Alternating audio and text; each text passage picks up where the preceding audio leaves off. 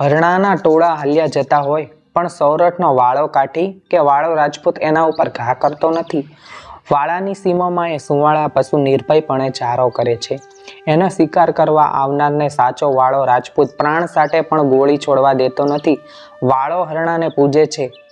જૂના કાળમાં હરણાએ એના વંશ સાટુ જીવ દીધા હતા. વાત એમ બોલાતી આવે છે કે બાદશાહની કચેરીમાં કોઈ ચાડીલો ચારણ હોડ વળી બેઠો. બાદશાહ બોલ્યા, હસીને માથા ઉતારી દેનાર રાજપૂતો હવે મરી ખૂટ્યા. ચારણે જવાબ ચોડ્યો, બાદશાહ, તમને ખબર જ નથી. રાજપૂત કુળ હજી જીવે છે.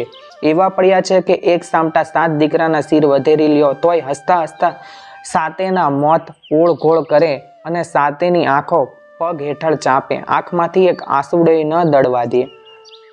ચારણનો ગર્વ બાદશાહથી ખમાયો નહીં. કચેરીના લોકો પણ આ બોલને વણતોળિયા સમજીને દાંત કાઢવા લાગ્યા. ચારણે ફરીવાર પડકાર્યું.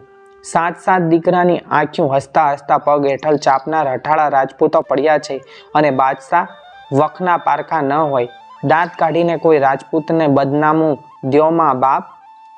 ચારણની ફૂલ્ય દેખીને ચડશે ચડેલો બાદશાહ પૂછે છે, એવો કોઈ રાજપૂત ન મિલે તો ગઢવા તમે શું હારો?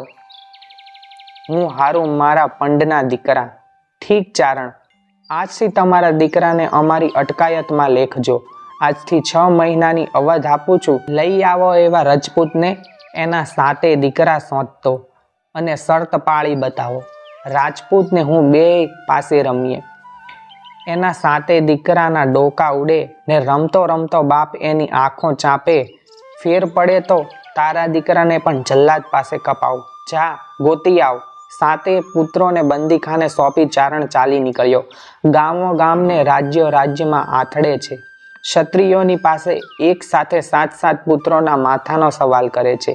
જે સાંભળે તે હાહાકાર કરી ઉઠે છે. પેટના દીકરાને કપાવી નાખવાનું કોનું હૈયું કબૂલે? ગઢવી કાઠિયાવાડના વડા ગામમાં આવી પહોંચ્યો. એ ગામમાં વાળો રાજ કરે. વાળાએ ચારણનો સવાલ સાંભળીને 7 દીકરાને બોલાવ્યા. 7 જણે સિર ઝુકાવ્યા. બાપનો બોલ માથે ચડાવ્યો. 7 દીકરા હસીને બોલી ઉઠ્યા, બાપુ, એમાં આવડી બધી સમજાવટ શા કારણે? 7 દીકરાને અને એના પિતાને સાથે લઈ ચારણ દિલ્હી નગરમાં મુદ્દત પહેલા એક જ દિવસે આવી પહોંચ્યો. કચેરીમાં જઈને હાકલ કરી, જય હો ક્ષત્રિય જાતનો. બાદશાહ તાજુબ બન્યો. પણ એટલેથી ઠગાઈ તેઓ બાદશાહ ન હોત. એણે 7 ક્ષત્રિય પુત્રોને બોલાવી કહ્યું, આ મસ્કરી ન સમજતા. કાલ સવારે તમારા માથા આ કચેરીમાં ટીંગાતા હશે. 7 જણાએ જવાબમાં ફક્ત હસ્યા જ કર્યું.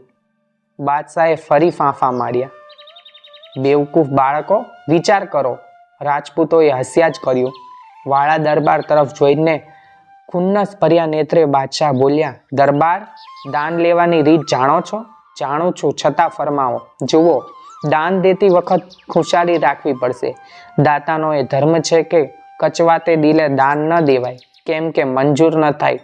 ક્ષત્રિયને એમાં કંઈ નવું નથી. સુણો, કાલે સવારે આ મેડી ઉપર એક પછી એક તમારા બેટાઓના ડોકા પર તલવાર પડશે. એ અવાજ તમે સાંભળશો. એ સાંભળતા સાંભળતા મારી સાથે તમારે ચોપાટ ખેલવી પડશે. તમારા બેટાની એક પછી એક 2 આંખો હાજર થશે. તેને તમારે હસતે ચહેરે તમારા પગ નીચે ચકદવી પડશે. એ દરમિયાન જો આંખમાં જરા પણ પાણી દેખાશે, અવાજમાં જરા પણ દુઃખ દેખાશે, રમતમાં જરા પણ શરત ચૂકાશે કે એક નિશાસો પણ નીકળશે, તો એ દાન ફોક થશે ને હું ચારણના દીકરાનો પણ જાન લઈશ. સુખેથી બાદશાહ, સુખેથી. બીજે દિવસે સવાર પડ્યું. કચેરીમાં મેદની માતી નથી. ચોપાટ મંડાઈ. ખડખડાટ હસીને વાળાએ પાસા રોડવ્યા. સાથોસાથ બાદશાહનો હુકમ છૂટ્યો, ચલાવો કતલ, ચલાવો કતલ નો પોકાર પાડતા 7 ક્ષત્રિય પુત્રોમાંથી મોટેરાને ઉપાડી મેડી ઉપર લઈ ગયા. ઉપલી મેડી ઉપર ધડાક એવો અવાજ થયો, જાણે એક માથું પડ્યું. 2 ઘડીમાં તો 2 મોટી મોટી આંખો અને સાથે ચારણનો એક દીકરો દરબારની પાસે હાજર થયો. બાદશાહ કહે, લ્યો દરબાર, આ તમારા મોટા દીકરાની આંખો. દરબારે એ 2 આંખોને પગ નીચે ચગદી. છૂટેલા ચારણ પુત્રને માથે હાથ મેલ્યો ને ખુશખુશાલ દિલે હસતા હસતા ચોપાટ આગળ ચલાવી. બીજી વાર ધડાકો, લોહીની નીકો અને પોતાના બીજા બેટાની આંખો. બાપ આંખોને ઓળખીને ચગતતો જાય છે. છૂટેલા ચારણ પુત્રને આશીર્વાદ દઈ રમત ખેલતો જાય છે. એની આંખમાં આંસુ નથી, મોંમાં નિશ્વાસ નથી, અંતરમાં ઉદાસ નથી. એમ 6 દીકરાની જીવન લીલા પૂરી થઈ ગઈ. બાદશાહના ચહેરા ઉપરથી નૂર ઉડી ગયો. ત્યાં તો 7મો ધડાકો થયો અને દરબારના હાથમાં આંખો આવી પહોંચી. બાપે એ કચડી નાખી, પણ ઓચિંતા એની આંખોમાંથી 2 આંસુડા દળી પડ્યા. બસ ખલ્લાસ! બાદશાહ ઉકળીને તાળીઓ પાડતો પોકારી ઉઠ્યો. તમારી સખાવત ફોક ગઈ. પકડો એ સાતે ચારણોને, ઉડાવી દ્યો સાતેના ડોકા. વાળો રાજપૂત ગરીબડો બનીને કહે, બાદશાહ, પહેલા મારી કથા સાંભળી લ્યો. હું રોઈ પડ્યો તે મારા દીકરાને માટે નહીં. ત્યારે આ નાનેરો બાળ મારો નથી, એ પરાયો દીકરો છે. મને વિચાર આવ્યો કે અરે રે, આ તો એક માણસનો જીવ ઉગારવા બીજા એક પરાયા બાળકને મારવું પડ્યું. મારે એક વધુ દીકરો હોત તો પારકાની પેટની હત્યા ન થાત. એવા ખેતથી જ મારાથી રોઈ જવાયું. હું સૂરજની સાંખે કહું છું, આ 7મો દીકરો તમારો નહોતો? સમજાવું. મારે 6 જ દીકરા હતા. એક દિવસ પરોઢિયે હું ગામને પાદર દિશાએ ગયો. ત્યાં એક બાળકનું રોવું કાને પડ્યું. જોઉં તો વડલાના પોલાણમાં તાજું જન્મેલું એક બચ્ચું સૂતેલું અને ડોકમાં એક ચિઠ્ઠી બાંધેલી. ચિઠ્ઠીમાં લખ્યું હતું કે આ ચારણનો બાળક છે. એના બાપને જોશીએ કહેલું કે દીકરાનું મોં જોઈશ તો આંધળો થઈશ. તમારું માવડું અહીં નીકળેલું. અહીંયા બાળક અવતર્યો એટલે અહીં એને રેઢો મૂકીને અમે ચાલ્યા જઈએ છીએ. ચારણ છે, બચાવશો તો પુણ્ય થશે. આ બાળકને હું ઘેર લાવ્યો, ઉછેરીને મોટો કર્યો. જગતે જાણ્યું કે એ મારો જ દીકરો છે.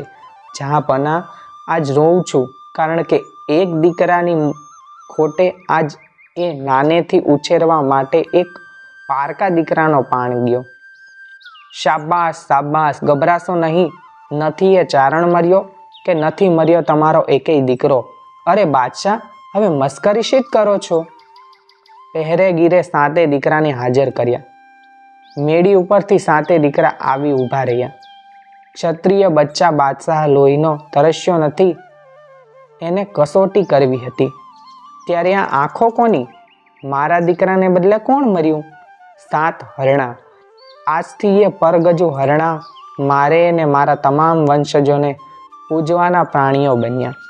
કચેરીમાં બાદશાહે પિતા પુત્રને ઊંચા સરપાવ બક્ષ્યા.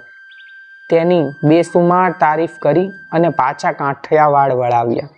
હજુ પણ એ રેઢા મુકાયેલા ચારણપુત્રના વંશજો રેઢ નામે ઓળખાય છે.